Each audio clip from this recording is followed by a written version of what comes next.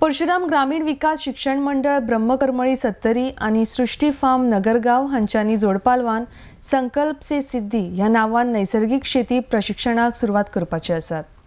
शेतकी विशयाचेर बऱ्या रितीन मार्गदर्शन करपाक 4 दिसांचो परिसंवाद जावपाचो आसा। RDX खातीर सत्तरीच्यान निलेश परवार।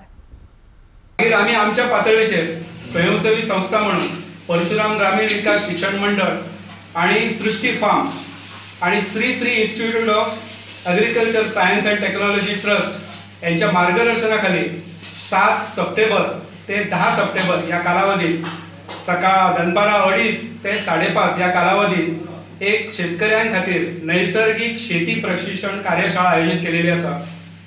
आणि या कार्यशाळेत जे तज्ञ असतात ते मार्गदर्शन करतले। सद्य परिस्थितीत शेती जी असा ती करणे परवडणार ना अशा प्रकारचा सूर शेतकरी वर्गांक ऐकपाक मेळटा। आपल्या पूर्वजांनी जी उत्तम शेती, मध्यम व्यवसाय आणि कनिष्ठ नोकरी असे म्हटलेले असले आणि पूर्वजांनी दिलेली जी शेती लागवड पद्धती जी असली तिचो आम्ही अवलंब सोडून रासायनिक खताकडे वळले आणि रासायनिक शेतीमुळे आज आपल्या आरोग्याचे विपरीत परिणाम आमका आढळटा।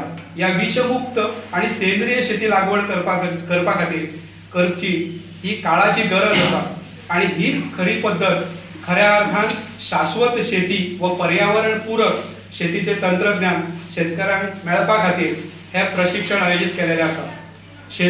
सेंद्रिय शेतीचा प्रचार आणि प्रचारासाठी स्थानिक शेतकऱ्यांक विषमुक्त शेती लागवडीची माहिती मिळची याच्या खातीर सृष्टी फार्म आणि परशुराम ग्रामीण विकास शिक्षण मंडळातर्फे सेंद्रिय शेती प्रशिक्षण कार्यशाळा आयोजित केलेल्या असा। प्रवेश शुल्क दिसला 2000 रुपये दवरल्या, पण खंयचीय गोष्ट फुकट जर दवरली तर त्याला किंमत नसता।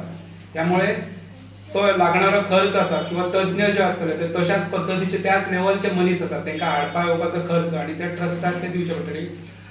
आणि जे कितें आसा ते श्री रविशंकर ट्रस्ट त्यांचा असा त्या मार्फत हा कार्यक्रम असा। तर यामध्ये येणारे काही विषय मी तुम्हाला सांगत आहे। कमी खर्चात जास्त शेती कशी करू शकतो आपण आजच्या युगात। 0 बजेट शेती, विषमुक्त भाजीपाला लागवड, देशी गायींचे संगोपन, माती परीक्षण, सेंद्रिय खत निर्मिती, नैसर्गिक शेती पद्धतीच्या विविध पद्धती, एन्झाईम निर्मिती, कचरा व्यवस्थापन व एरोपॉनिक्स, अग्निहोत्र, मायक्रोग्रीन मल्चिंग पद्धती यासारख्या विविध शेतीविषयक गोष्टी आपल्याला इथे शिकता येणार। तर मी आमच्या गोव्याच्या सगळ्या जनतेला सांगू इच्छितो की तुम्ही या शेती कार्यशाळेचे त्याचा उपभोग घ्यावा व आजच्या या जीवनात शेती ही किती उपयुक्त आहे हे जाणून घ्या।